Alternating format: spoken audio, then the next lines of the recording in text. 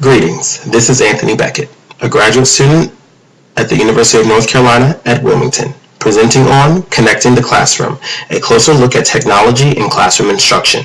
Throughout this presentation, you will acquire understanding in 1. What methods of technology integration exist now in the 21st century classroom, 2. The various methodologies of use of technology, 3. Bridging the gap between university theory as a student to the practical application as the classroom educator, and 4. Various mediums and tools used within the classroom today.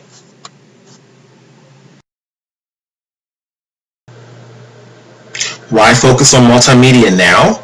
I'm glad you asked. According to the hybrid classroom, a call for outside technologies in the classroom, it states middle school and high school students busy themselves with the internet, wireless cell phones, online video games, and other digital media, bridging new identities and ways of connecting to their world as never before.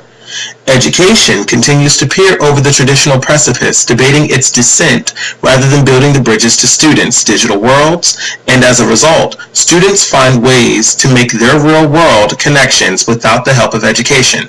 Natural curiosity leads students to investigate their world, and words become the means for communicating that wonder. So, coming to this understanding and seeing this in pure writing, education has to catch up with the consistently ever-changing world of technology.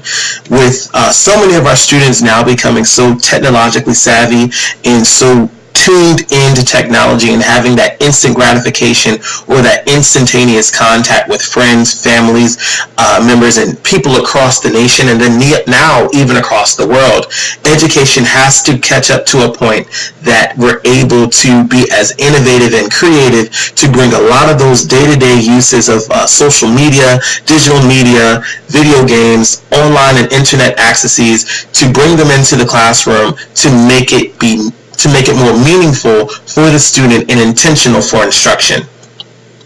With this better understanding, we come to a place that we understand that it's quite evident that we have to bridge the gap between the technologies that are existing and consistently developing and evolving, and then help freshen up education to make it something new and something that's more appealing to the students. Because again, as the article states, when the students aren't getting the real world connection from the classroom, they go out and search and find the connections themselves.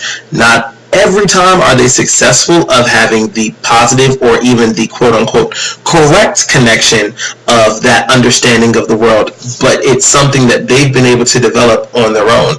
Why not education take it by the helms, that being technology, by the reins, and helping guide them through the now ever so vast infrastructure of technology and merge it into our educational field. So again, throughout this presentation, we're going to learn and develop our understanding of technology and multimedia in the classroom instruction. The flipped classroom focuses on utilizing various mediums of multimedia to enhance instruction. It in no way is to replace the teacher, as they are still very necessary. Most teachers typically use lecture videos in various applications such as YouTube, Khan Academy, or Compass Learning to begin the introduction for the lesson or unit. The students are tasked to complete the prerequisite assignments. While doing so, they should take note of areas of challenge and also inquiries that they may have. This way, they're able to come to class with some prior knowledge to pull from, which allows more student ownership of their learning. Time in class is more focused on inquiry-based and investigation and individual-paced learning. There are no limitations for the opportunities a flipped classroom can attain. The experience of adding various mediums of multimedia further enhances the flipped classroom experience. And as quoted by Schmidt and Ralph, the student uses you do, we do, I do instead. Homework, inquiry, and investigation happen in the classroom. At home, students participate in preparation work, including watching videos, PowerPoints, and completing readings. After completing the preparation work, students arrive in class ready to start solving problems, analyzing text, or investigating solutions.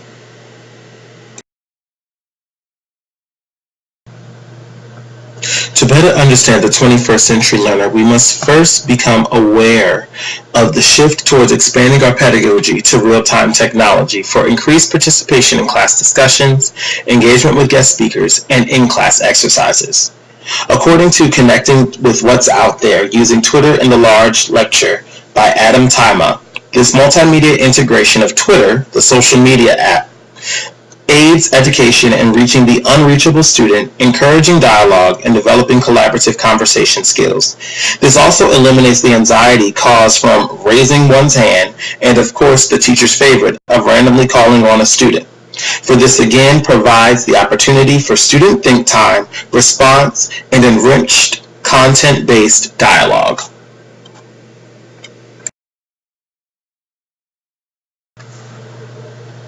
Teacher tech adaptation. Now, before you get up in arms, take your time. You don't have to dive in head first. Teachers have to learn too.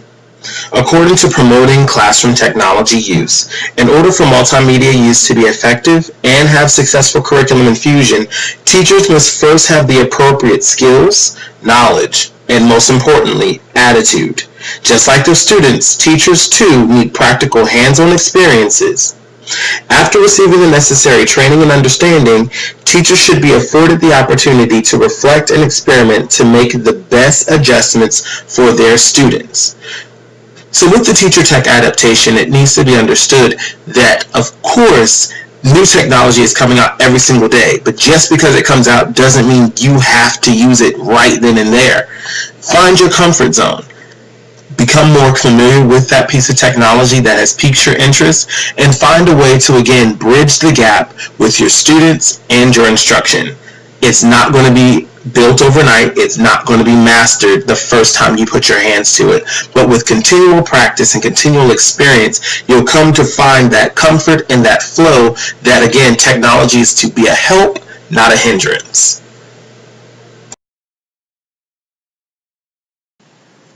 As we all know, the best way to learn is by doing, and this is presented in the Situating Teacher Education from the University Classroom to the Real Classroom. This article specifically focuses on the need for effective use of technology to support teacher productivity and teaching and learning in the classroom. The aforementioned is seen as an area where teacher preparation programs are falling short. The article recommends moving teacher preparation programs into authentic venues in order to increase the technology transfer to classroom rate. This is done by harnessing and intentionally focusing all programming based off of the situated learning philosophy.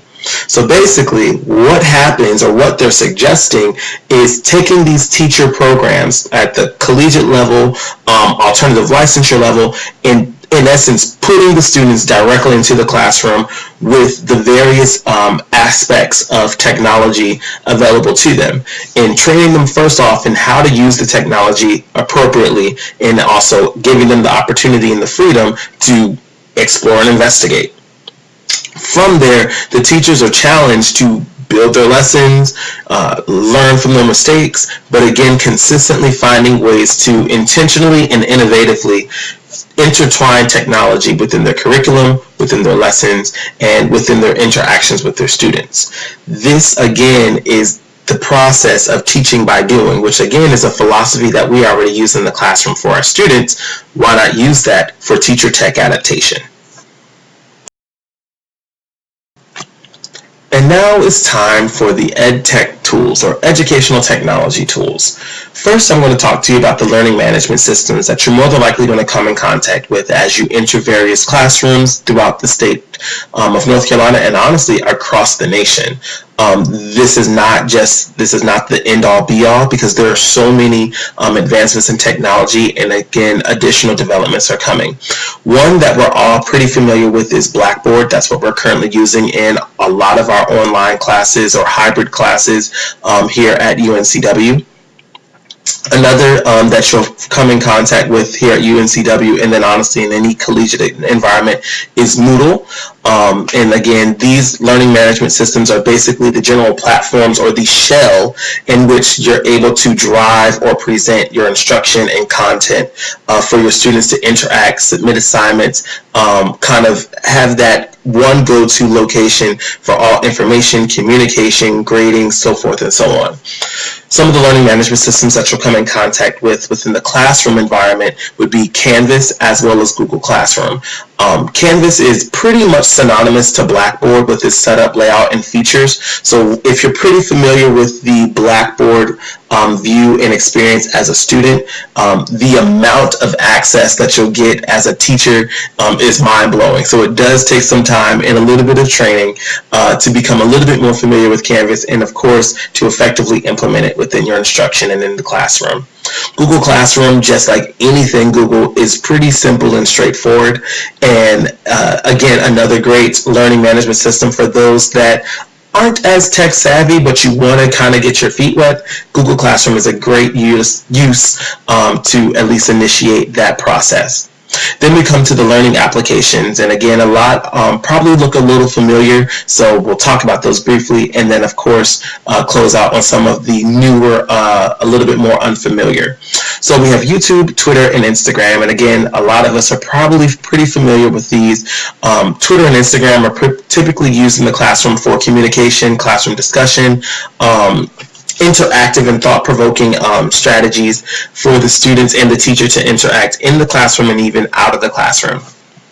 Then YouTube, again, a great way for teachers to develop their own personal videos to drive instruction. And then also, of course, you can go into YouTube and find any type of additional teaching supports that are already produced and available to you for free. Edmodo is another example of the flipped classroom concept, where it brings in the multimedia aspects such as video, music, pictures and images, text, so forth and so on. So it gives you an overwhelming amount of opportunities and interactions to drive instruction and, of course, meet your students where they are, regardless of how diverse of a learner they are.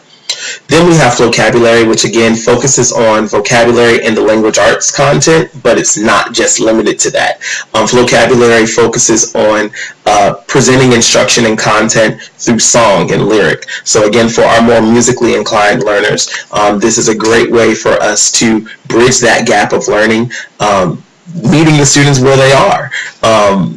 Again, looking at the content that is available to them, all the general contents are available, life skills, study skills, and then of course, deeper focuses on literature and vocabulary. And then lastly is quizzes. And quizzes specifically is just as it says. It's an online quiz module that allows you to create a pop quiz, an exit ticket, a formative or a summative assessment that allows you to immediately see how your students are performing and whether or not they get what you just taught. So this is a great way for you to kind of assess your teaching and also assess your students' learning. And again, all of these things are online, they're free, and they're easy to navigate. Now we come to the close of the presentation, where we feature the various references that we're able to utilize to further enhance my understanding and my knowledge of multimedia instruction, as well as tying and bridging the gap between technology and the instruction in the classroom. Hopefully these various resources and references that I was able to find are proven to be successfully influential and supportive for you, as they range from as late as 2004 to as recent as 2017, and even that vast points of time should show just how quickly technology has advanced and consistently improved and increased its visibility within the classroom and within the field of education. And again, thank you for giving me the time to pay attention to my presentation, and I hope it was beneficial. Thank you.